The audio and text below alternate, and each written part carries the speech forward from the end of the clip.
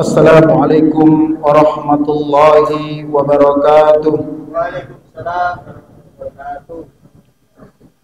Innal hamdalillah nahmaduhu wa nasta'inuhu wa nastaghfiruh wa na'udzu billahi min shururi anfusina wa min sayyiati a'malina. May yahdihillahu fala mudilla lahu wa may yudlil fala hadiya lahu. Asyhadu an la ilaha illallah wa asyhadu anna Muhammadan abduhu wa rasuluh. Allahumma shalli wa sallim wa barik ala nabiyyina Muhammadin wa ala alihi wa ashabihi wa man tabi'ahum bi ihsanin ila yaumil karim. A'udzu billahi minasy syaithanir rajim. Bismillahirrahmanirrahim.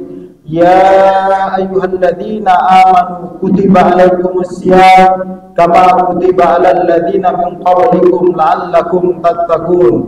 Wa qala Nabi sallallahu alaihi wasallam, ittaqillaha haitsuma kunta wa atbi sayyi'atal hasanata tamhuha wa khaliqin nasa bi khuluqin hasanin. Amma ba'du.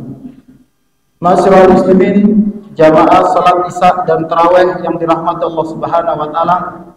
Puji syukur kehadirat Allah Subhanahu wa taala, sampai dengan malam ini kita semua diberikan nikmat kesehatan, nikmat kesempatan dan nikmat keimanan sehingga kita bisa berkumpul melaksanakan kewajiban kita kepada Allah Subhanahu wa taala. Tadi sudah salat Isya, kita lanjut dengan tarawih dan insyaallah setelah kultum nanti kita tutup dengan witir. Maka ini harus kita syukuri karena banyak saudara-saudara kita yang tidak mendapatkan kesempatan seperti yang kita jalani pada malam hari ini. Kedua kalinya salawat serta salam semoga selalu tercurahkan kepada junjungan kita Nabi besar Muhammad sallallahu alaihi wasallam, Nabi akhiruz zaman, Nabi yang mengajarkan kepada kita bagaimana cara beribadah yang baik dan benar. Tidak hanya baik tapi juga benar sesuai dengan tuntunan wahyu yang telah disampaikan oleh Nabi kita Muhammad sallallahu alaihi wasallam. Maka ini adalah nikmat yang harus kita syukuri karena kita mendapatkan nikmat iman dan juga kita mendapatkan nikmat kebenaran sehingga kita bisa beribadah kepada Allah sesuai dengan tuntunan Allah dan Rasulnya.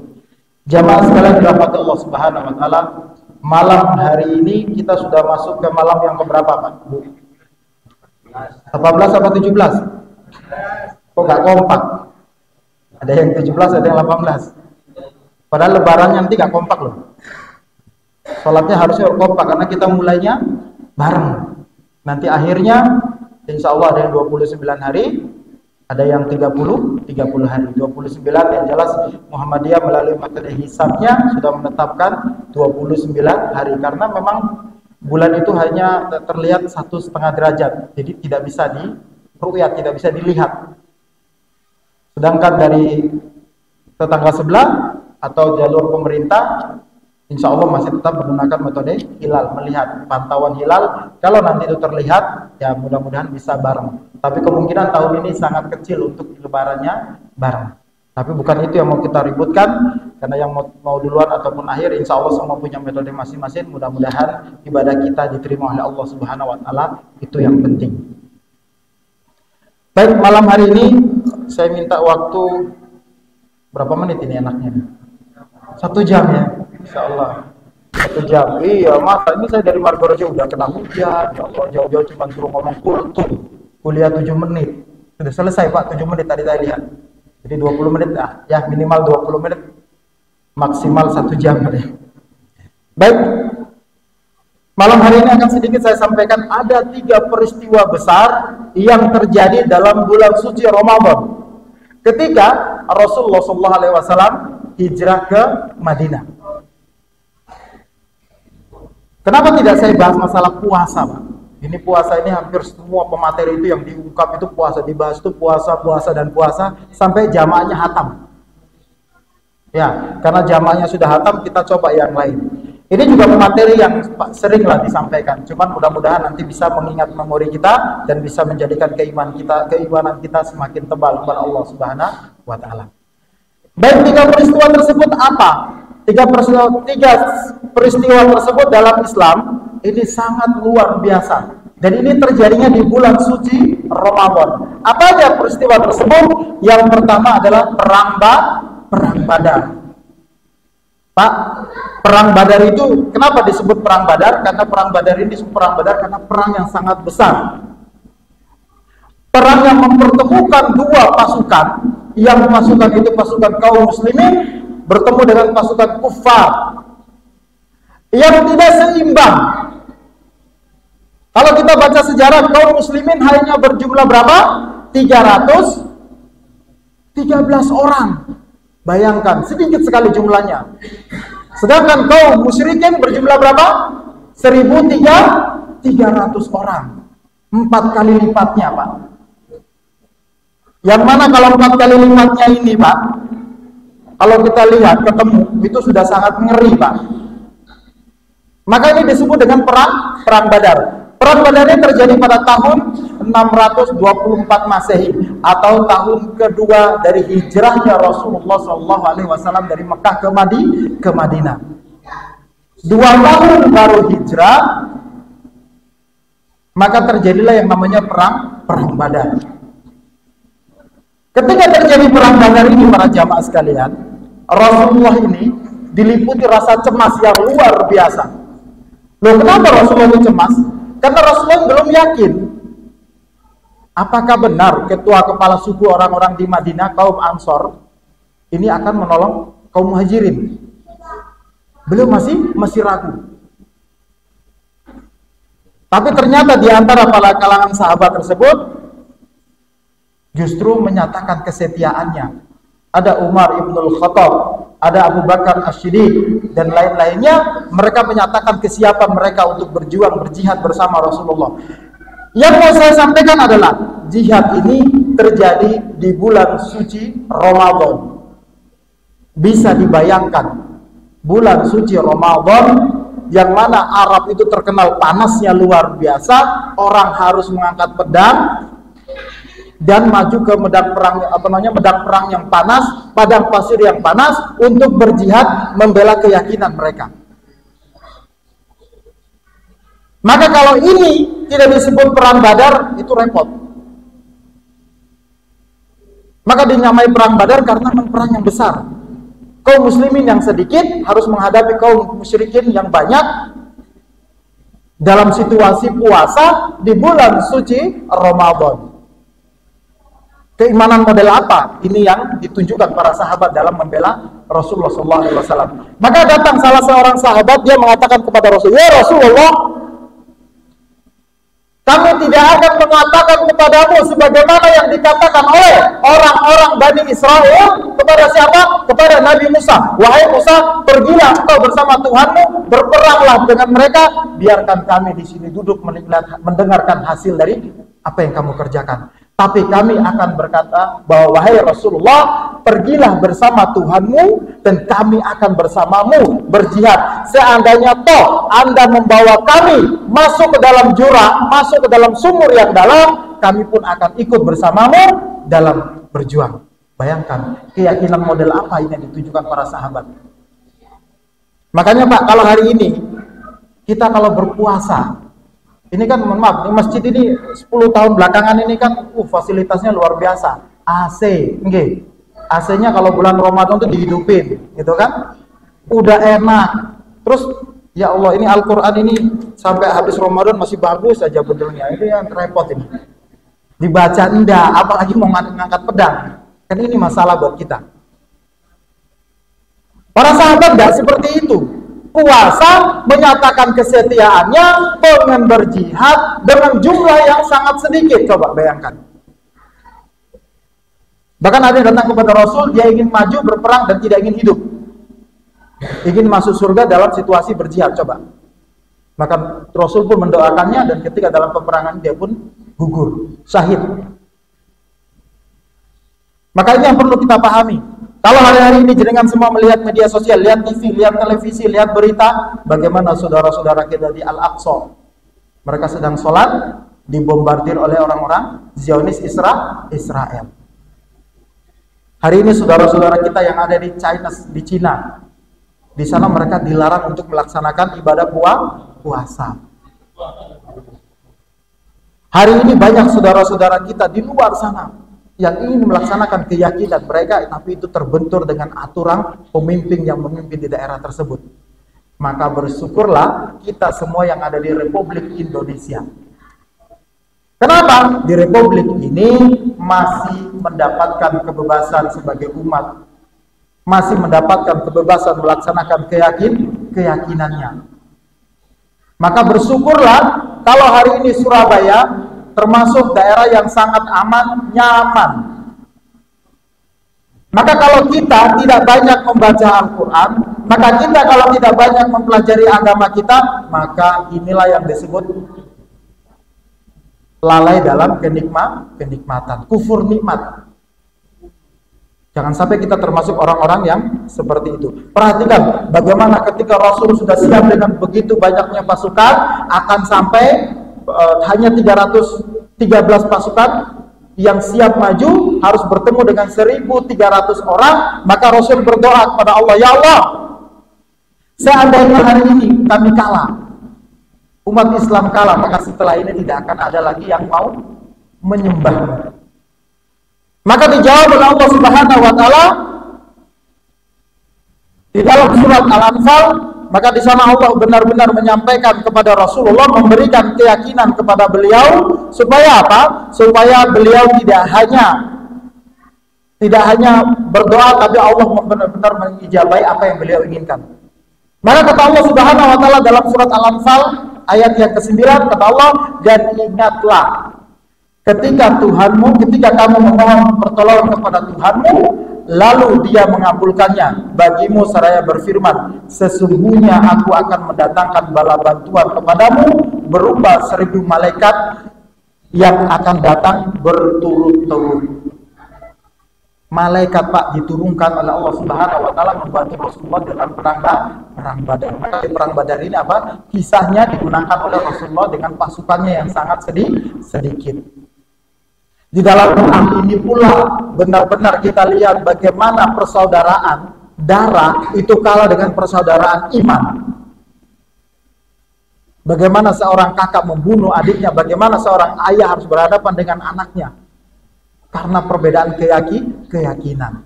Bagaimana seorang paman harus berhadapan dengan ponakannya karena berbeda keyakinan. Makanya Pak, mohon maaf, akidah yang hari ini saya dan antum semua sama, kita mengucapkan kalimat la ilaha illallah Muhammad Rasulullah, itu lebih kuat di sisi Allah daripada hubungan darah. Maka ini yang perlu kita pahami. Agama ini mempersatukan Pak. Maka siap, walaupun kita bersaudara, tapi kalau agama tidak sama, keyakinan berbeda, di hadapan Allah kita tidak bertemu dengan mereka. Secinta apapun kita kepada mereka, karena para nabi pun diberikan pilihan seperti itu. Bukankah Nabi Nuh juga Allah kasihkan pilihan seperti itu? Anak dan istrinya tidak bersama beliau, padahal beliau nabi. Bukankah Rasulullah SAW itu dikasih pilihan seperti itu? Pamannya yang memperjuangkan kehidupan dia, tapi justru berbeda di neraka dan beliau ada dalam surga. Dan justru Rasul lebih berharap lebih mengasihi umatnya yang benar-benar beriman, terutama kita. Kita ini tidak pernah bertemu dengan Rasul, tapi kita ini benar-benar mengimani apa yang dibawa oleh Nabi Muhammad SAW.